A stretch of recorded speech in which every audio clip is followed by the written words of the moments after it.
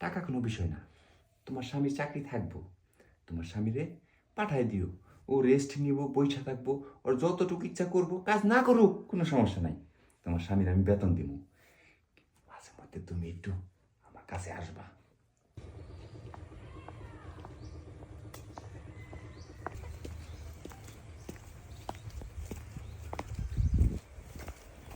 হ্যাঁ শোনো, তুমি ওই লোকটার কাছে যাও, উনি 2 লাখ টাকা দিবে, বুঝছো?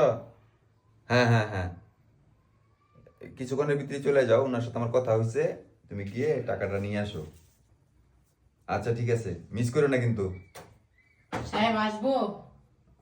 আচ্ছা তুমি তাহলে ওটা আমি যেভাবে বলছি ওইভাবে করো। সে রাখতে নেই। কে? আমি মজিবরের বউ। মুজিবর বউ? ও হ্যাঁ, আসো।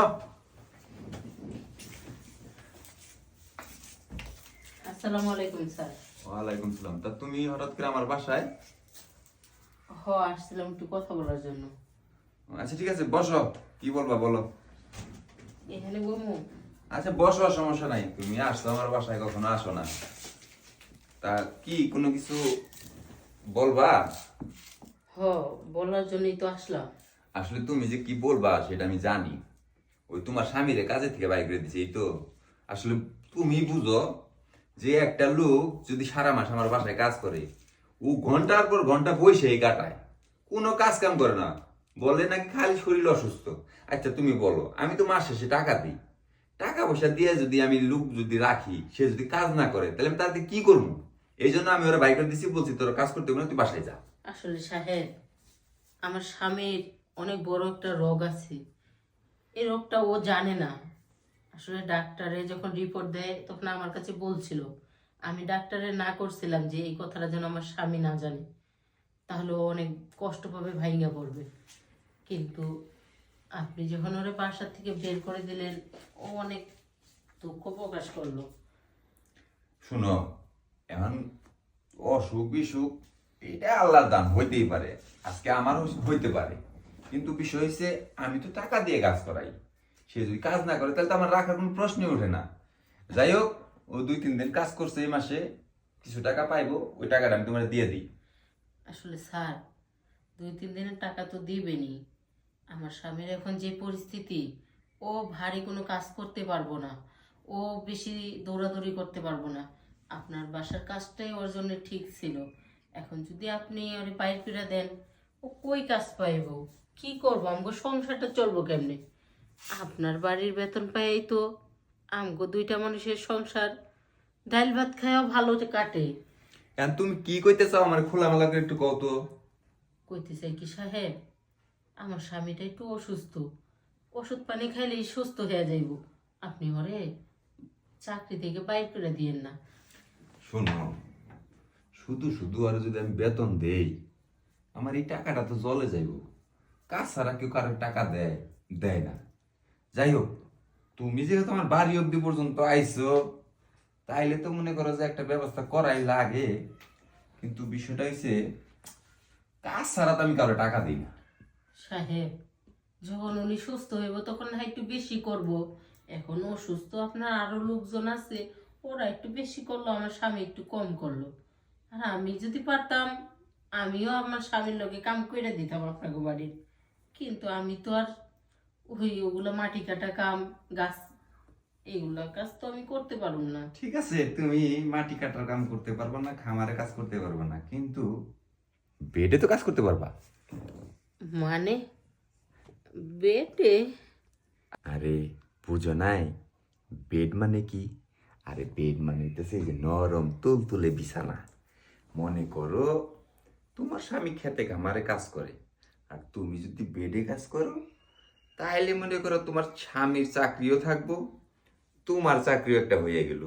দুইজনের চাকরির টাকা দিয়ে দুইজনে খরচ করবা, ভালো মতো চলবা, তোমার স্বামীর চিকিৎসাও করাবা, কোনো সমস্যা নাই। আর শোনো, তুমি যদি আমার বেডে আমার সাথে কাজ করো, তোমার বেতন তোমার স্বামী 1 মাসে যেটা পায়, মানে সেই টাকার 10 গুণ টাকা আমি তোমারে দেব। একটু ভাইবে দেখো। স্যার, গরিব মানুষ দেখে কি লোভ দেখাইতেছেন? আসলে আমি আবার গরিব মরিব বুঝি না, আমি বুঝি কাজ করবা, টাকা নিবা।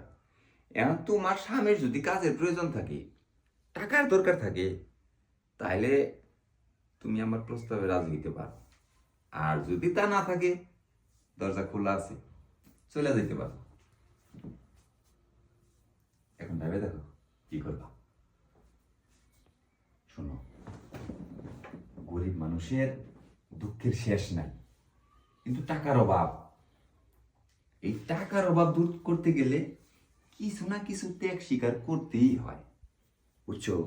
তুমি যদি তোমার স্বামীরে ভালো একটা ডাক্তার দেখাইতে যাও, অনেক টাকার দরকার। মনে করো ডাল ভাত খেয়ে বাঁচলা, কিন্তু স্বামীটা যদি মইরা যায়, তখন কি করবা? না না না, স্যার কি কইতাছেন? আমার পৃথিবীতে আপন বলতে আমার স্বামী ছাড়া আর কেউ নেই। শোনো, আমি তোমার একটা কথা বলি। টাকা পয়সা আমার কাছে কোনো ব্যাপার না, কিন্তু ওই যে আমি বলছি, আমি আবার কাজ ছাড়া টাকা দিই না। মনে করো তুমি আমার সাথে বেডে একটু কাজ করলা, এই দেখো এখানে এখানে প্রায় 30-35 হাজার টাকা আছে। এই টাকাটা আমি সম্পূর্ণ টাকা তোমারে দিব। তুমি তোমার স্বামীর নিয়ে ভালো একটা ডাক্তার দেখাইবা, বিনিময়ে তুমি শুধু আমার এই নরম বিছানাটা গরম করে দিয়ে যাবা। এখন তুমি দেখো, তোমার কি টাকার প্রয়োজন আছে না নাই? ও স্যার, আমার টাকার প্রয়োজন আছে, কারণ আমার স্বামী রোগে আক্রান্ত। তার যদি এখন থেকে আমি চিকিৎসা না করি, ভবিষ্যতে তাকে আমি এই পৃথিবীতে রাখতেই পারবো না।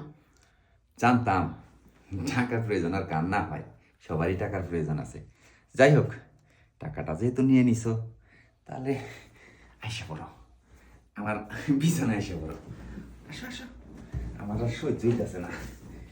তোমারে দেখার পর থেকে না, আমার শরীরে জানি কেমন একটা ফিল আসতেছে। যাই হোক, এখানে আবার কি লাগাইছো? এটা খুলো, হ্যাঁ? আচ্ছা, আমি খুলে নিই। আসলে এই সমস্ত কাজ কাম আবার করতে আমার খুব ভালো লাগে, কারণ তুমি আমার বাসায় আসছো, তোমার যদি আমি খালি হাতে ফিরাই দিই, জিনিসটা কেমন দেখায় না? এটা থাক। আহ, কি সুন্দর, অসাধারণ, খুব ভালো লাগছে। টাকা কোনো বিষয় না, তোমার স্বামীর চাকরি থাকবো, তোমার স্বামীরে পাঠায় দিও, ও রেস্ট নিব, বইসা থাকবো, ওর যতটুকু ইচ্ছা করবো, কাজ না করুক কোনো সমস্যা নাই।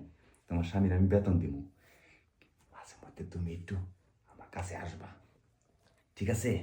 আচ্ছা স্যার। তোমার স্বামীর চিকিৎসা টাকা লাগবো না, আমার কাছ থেকে নিয়ে যাবা। আচ্ছা। আচ্ছা, তাহলে শুয়ে পড়ো।